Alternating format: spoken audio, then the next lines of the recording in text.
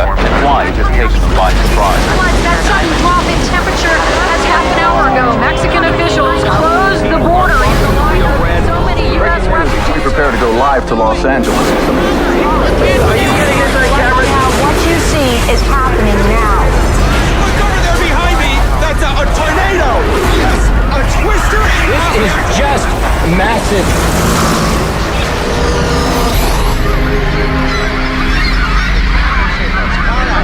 And lower Manhattan is virtually inaccessible. A wall of water coming towards New York City!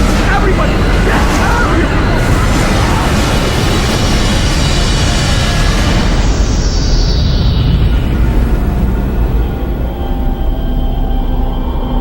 Save as many as you can.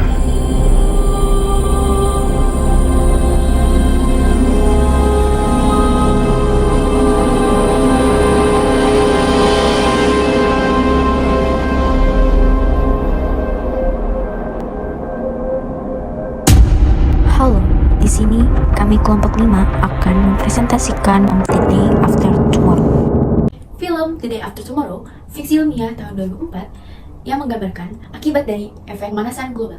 Lalu, sinopsis dari film ini yaitu menggambarkan dunia setelah bertahun-tahun efek pemanasan global didatangkan dalam bentuk bencana angin topan, tornado, gelombang pasang, banjir, dan permulaan zaman es batu. Seorang ahli cuaca, Jack Hall, berusaha memperingatkan dunia. Sebelum terjadinya bencana, Jack Hall sudah meramal bahwa pemanasan global masa lalu akan datang setidaknya 100-1000 tahun yang akan datang, yang artinya masih sangat lama.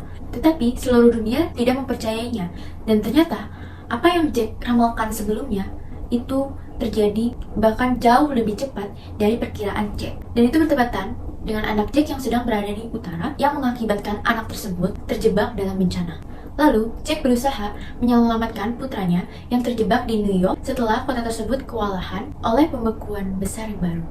Kalian bertanya gak sih, kenapa pemanasan global bukannya makin panas, malah di Eropa semakin dingin, bahkan jauh lebih dingin dari sebelumnya.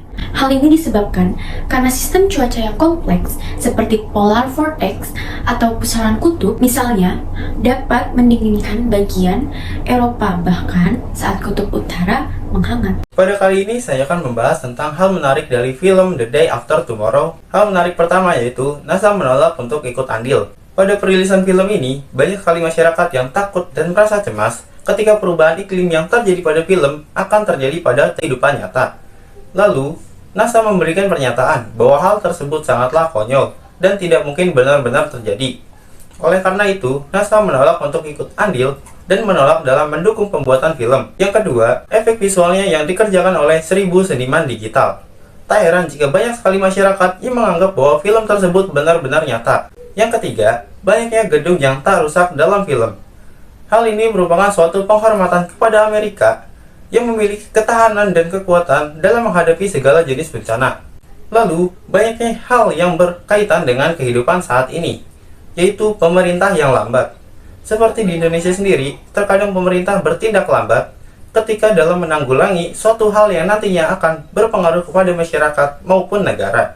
Pada film itu sendiri, digambarkan seorang wakil presiden yang menunda-nunda dalam melakukan protokol Kyoto untuk mengurangi emisi gas rumah kaca guna untuk menanggulangi perubahan iklim. Nah, fun fact-nya, wakil presiden ini sengaja dibuat untuk mengkritik pemerintahan Amerika pada saat itu, yaitu George Bush dan Dick Cheney yang saat itu menjabat sebagai presiden dan wakil presiden. Yang terakhir yaitu konten nomor 1, nyawa belakangan.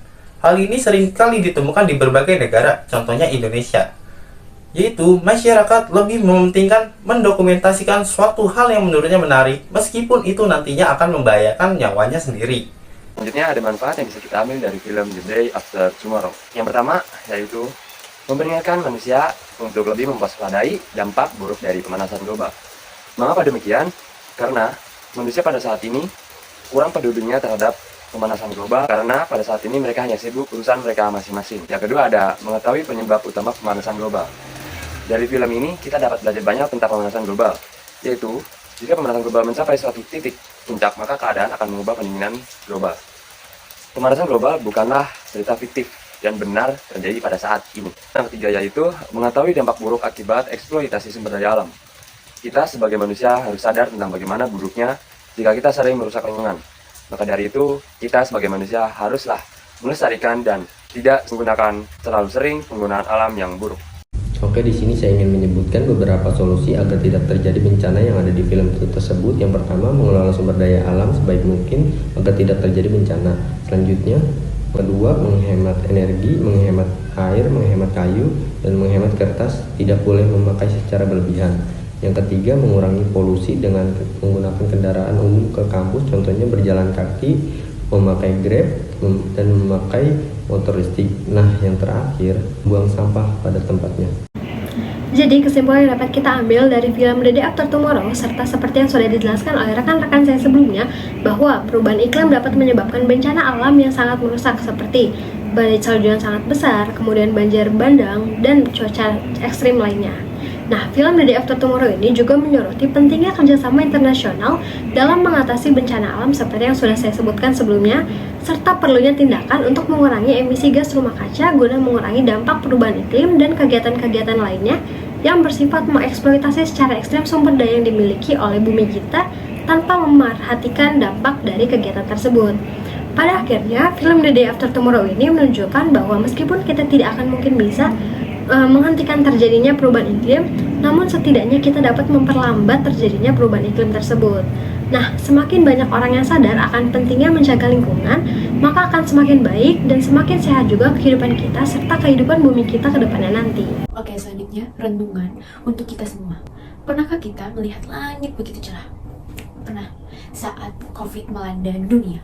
Maka dari itu, jika kita ingin melihat udara segar, langit yang cerah, dimulai dari kita untuk lebih pintar. Inilah apa hal yang harus kita lakukan dan hal yang harus tidak kita lakukan. Mungkin sekian dari kelompok kami. Kurang lebihnya mohon maaf. Assalamualaikum warahmatullahi wabarakatuh.